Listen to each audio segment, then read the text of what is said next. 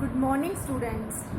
Today we will start our new chapter of history, class 7, new political formation, chapter 10.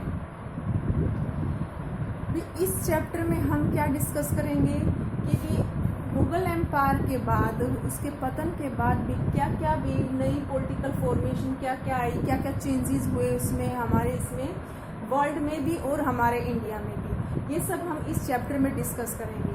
तो क्या है, let's start. The 18th century is as a period of political and economic change and transformation in India and the world. जो 18th century का जो period था वो क्या है, जो वर्ल्ड में भी और इंडिया में भी क्या है, एक पॉलिटिकल और इकोनॉमिक चेंज का पीरियड था. भी इस पीरियड के दौरान 18th सेंचुरी के दौरान जो क्या है, इंडिया में भी और पूरे वर्ल्ड में भी क्या है, इकोनॉमिक और पॉलिटिकल चेंजेस हुए थे.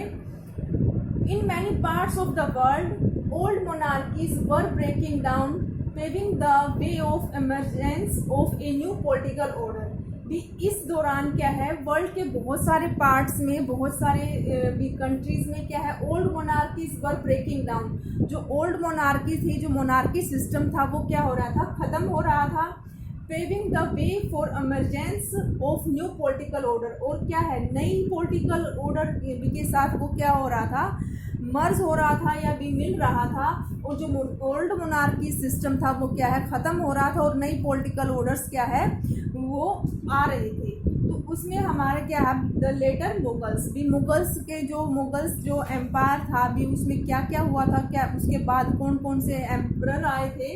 The Mughal empire reached its zenith under the great Mughals.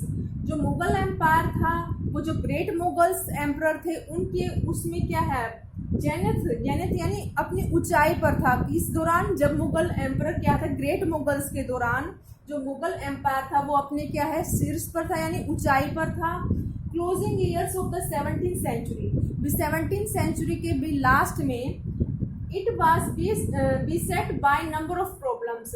भी उस दौरान यानी कब, किस दौरान, 17th सेंचुरी के लास्ट ईयर्स में जो क्या है, जो मुगल एम्पायर को बहुत सारी प्रॉब्लम्स के द्वारा, जैसे बहुत सारी प्रॉब्लम्स आ जाती हैं. बीसेट यानी घेर लेना, बहुत सारी प्रॉब्लम्स के द्वारा वो घेर लिया जाता है, यानी बहुत सारी प्रॉब्लम्स इकट्ठी आ जाती हैं. किसमें, मुगल एम्पायर में. क्या क्या थी वो, lack of clear policies of succession and inability to fully secure the north west frontier. ये सबसे मेन प्रॉब्लम क्या थी उसमें, lack clear policy of succession. यानी सक्सेशन की जो पॉलिसी थी, यानी जो उत्तराधिकार की भी जो पॉलिसी थी वो क्या थी, क्लियर नहीं थी. क्योंकि उसके लिए क्या है, हर बार क्या है, युद्ध शुरू हो जाता था. किस चीज़ के लिए, पावर के लिए.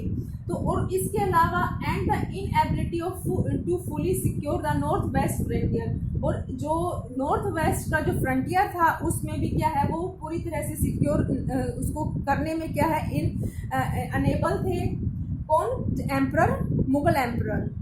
After the death of Aurangzeb, his successors known as later Mughals were unable to hold the empire. Aurangzeb जो सबसे मुगल एम्पायर का लास्ट स्ट्रॉन्ग एम्परर कौन था, और औरंगजेब था. ठीक है. उसकी डेथ के बाद क्या है, हिज सक्सेसर जो उसके उत्तराधिकारी थे वो क्या थे, क्या कहलाए, लेटर मुगल्स कहलाए. ठीक है. Were unable to hold empire. और वो क्या है, वो पूरे एम्पायर को होल्ड करने में या इसको इकट्ठा बनाए रखने में क्या थे, वो अनेबल थे, सक्षम नहीं थे. The 3 pillars of Mughal state: land revenue, law and order, and military administration, quietly passed into the hands of powerful nobles. जो मुगल एम्पायर के जो 3 मेन पिलर्स यानी थे, कौन कौन से थे वो, लैंड रेवेन्यू यानी जो रेवेन्यू, जो लैंड से जो रेवेन्यू प्राप्त होता था वो, लॉ एंड ऑर्डर, और क्या है, एडमिनिस्ट्रेशन, मिलिट्री एडमिनिस्ट्रेशन. ये क्या है, जो इनकी जो पावर्स थी वो सारी किनके हाथों में चली गई थी, नोबल्स. यानी क्या है, उसमें मुगल्स एम्पायर में हमने क्या पढ़ा था, एडमिनिस्ट्रेशन में मनसबदारी को हमने डिस्कस किया था. तो मनसबदार थे, जो नोबल्स थे, वो क्या है, बहुत पावरफुल बन चुके थे. तो वो उसमें जो पावर थी, जो मुगल एम्पायर के जो 3 पिलर्स थे, कौन कौन से थे, land revenue, law and order and military administration. ये सब, इन सब की पावर कहाँ, कुछ जैसे जो पावरफुल मनसबदार थे, नोबल्स थे, उनके हाथों में चली गई थी. The Sayyid brothers Hussain Ali and Abdullah, who held the post of Wazir and Mir Bakshi, became quietly powerful and were known as kingmakers. इसमें जो पावरफुल मनसबदार थे उनमें क्या है, दो सैयद ब्रदर्स थे। कौन थे? हुसैन अली और अब्दुल्ला, जो कौन सी पोस्ट पर थे? वजीर, जो हमने क्या मुगल एडमिनिस्ट्रेशन में पढ़ा था, वजीर और मीर बख्शी, इस तरह के जो पोस्ट थे उन पर ये क्या थे, हेल्प थे। यानी कौन? सैयद ब्रदर्स हुसैन अली और अब्दुल्ला क्या थे? पोस्ट ऑफ वजीर और मीर बख्शी पर। बिकम क्वाइट पावरफुल, ये क्या है, बहुत पावरफुल बन गए थे। And were known as the king makers, और ये वर नोन एज और क्या है, भी राजा को बनाने वाले बन गए थे। पहले क्या है, ये राजा के द्वारा बनाए जाते थे, लेकिन इनके पास पावर आने के बाद क्या है, ये राजा को बनाने, यानी इनके हाथों में इतनी पावर आ गई थी कि वे अपने हिसाब से क्या है वो एम्परर नियुक्त करते थे। तो इसमें क्या है, दे installed Farrukh खसियर as Mughal empire. तो इन्होंने क्या है, जो फरूख खसियर मुगल एम्परर था उसको क्या है, राजा बनाया था। और इसके बाद क्या है, फिर इसको क्या है, उनके जो सैयद ब्रदर्स हैं इसको क्या है, मार देते हैं। तो इसी के बाद जो मोहम्मद शाह है, जो वो क्या है, मुगल एम्परर बनता है। और उसी के दौरान, उसके टाइम पीरियड के दौरान क्या है, इन 1739 नादिर शाह प्लंडर ऑफ दिल्ली, उस टाइम पे क्या है 1739 में नादिर शाह क्या है, आक्रमण करता है भारत पर, दिल्ली पर।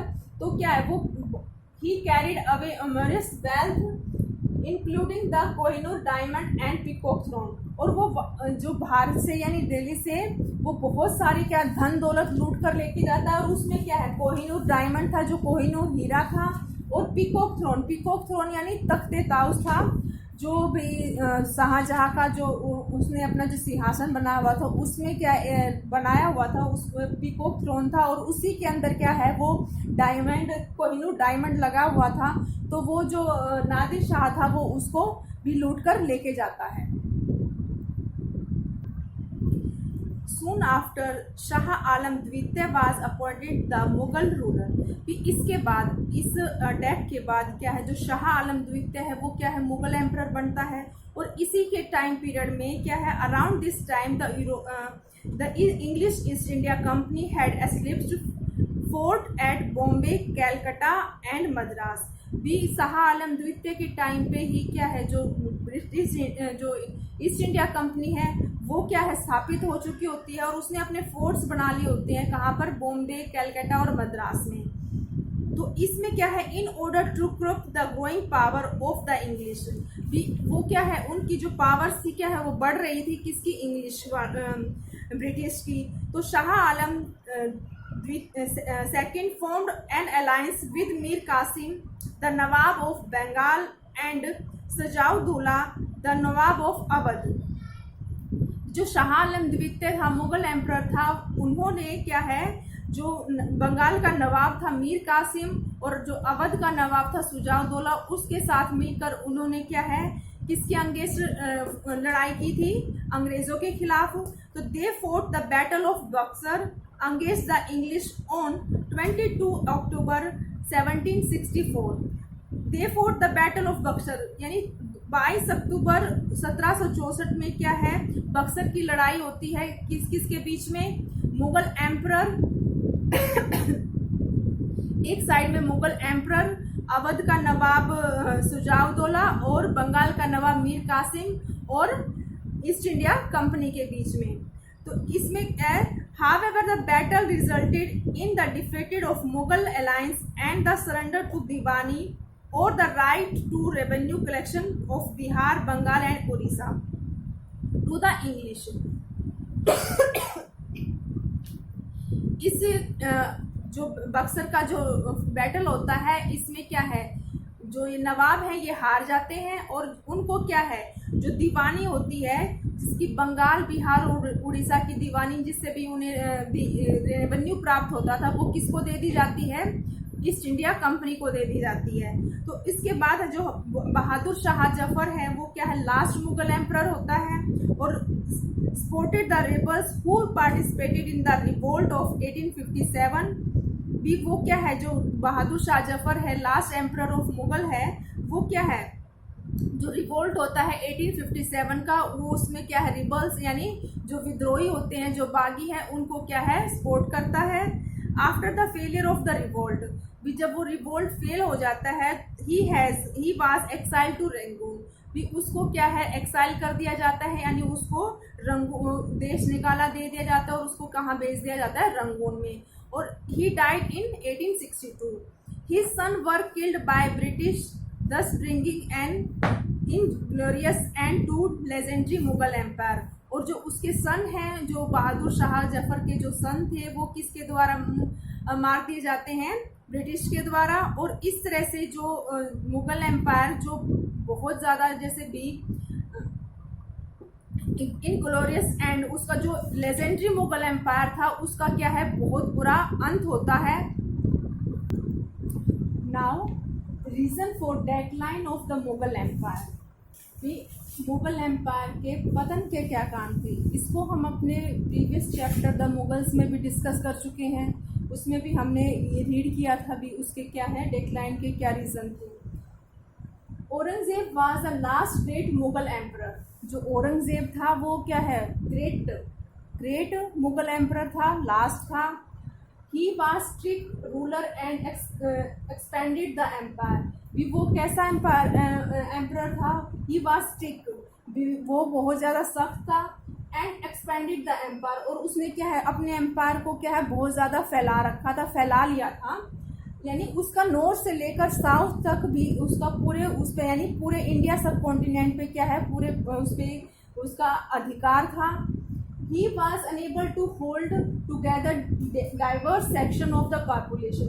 भी उसको जो इतने बड़े एम्पायर के को वो होल्ड करने में अनेबल था, यानी जो इतना बड़ा जो उसका पॉपुलेशन का जो सेक्शन था, डाइवर्स यानी विभिन्न तरह की, जैसे भी जो अलग अलग उसमें जो सेक्शन थे किसके, पॉपुलेशन के, तो उसको क्या है, इकट्ठा रखने में वो क्या अनेबल था। His policy of annexation also proved futile while depleting the military and financial resources of the empire। जो उसकी पॉलिसीज थी एनेक्सेशन के, यानी जो एनेक्सेशन यानी जो राज्य हरण की जो नीति थी उसकी, वो क्या है, व्यर्थ यानी बेकार हो गई थी। क्यों, while depleting the military and the financial resources of the empire, क्योंकि जो मिलिट्री और उसकी जो फाइनेंशियल रिसोर्सेज थे एम्पायर के, वो क्या है, ख़त्म होते जा रहे थे या कम होते जा रहे थे। इसके कारण जो उसकी एनेक्सेशन की जो पॉलिसी थी वो क्या है, व्यर्थ हो गई थी या बेकार हो गई थी। Mansabdari system had lost its importance. और इसके अलावा जो मनसबदारी सिस्टम था मुगल एम्पायर में, वो क्या है, अपना जो उसकी जो इम्पोर्टेंस थी वो क्या है, वो ख़त्म हो गई थी। The collection of revenue from the provinces became uneven as the center was unable to control। और जो कलेक्शन ऑफ रेवेन्यू था, जो कहाँ से आता था, प्रोविंसेस में से आता था, प्रदेशों में से आता था, बिकेम अनइवन, भी वो अनइवन हो चुका था। As the centre was unable to control, और उसको जो सेंटर था, जो मुगल एम्पायर का जो सेंट्रल एडमिनिस्ट्रेशन था, वो उसको कंट्रोल करने में क्या था, अनेबल था। Aurangzeb's strict political policies also angered the Sikh, Rajput, the Jats and Marathas, who rose in revolt and shattered the stability of Mughal Empire। और जो औरंगजेब की जो स्ट्रिक्ट पॉलिटिकल पॉलिसीज थी, इसके कारण क्या है, जो सिख थे, सिख, राजपूत, जाट और मराठास थे, वो क्या है, इसके विरुद्ध हो गए थे, किसके, मुगल एम्पायर के। Who rose in revolt and shattered, और वो क्या है, उसके खिलाफ क्या करते थे, विद्रोह करते थे। and shattered the stability of Mughal empire, और उन्होंने जो मुगल एम्पायर की जो स्टेबिलिटी थी उसको क्या है, ख़त्म कर दिया था। और उस नेक्स्ट हमारा क्या कारण, इसका डेक्लाइन का क्या कारण है, इनएफिशिएंट सक्सेसर ऑफ औरंगजेब। और जो औरंगजेब के जो सक्सेसर थे वो क्या थे, इनएफिशिएंट थे, यानी अनेबल थे किसको होल्ड करने में, एम्पायर को होल्ड करने में। तो ये कुछ रीज़न थे किसके, मुगल एम्पायर के डेक्लाइन के। तो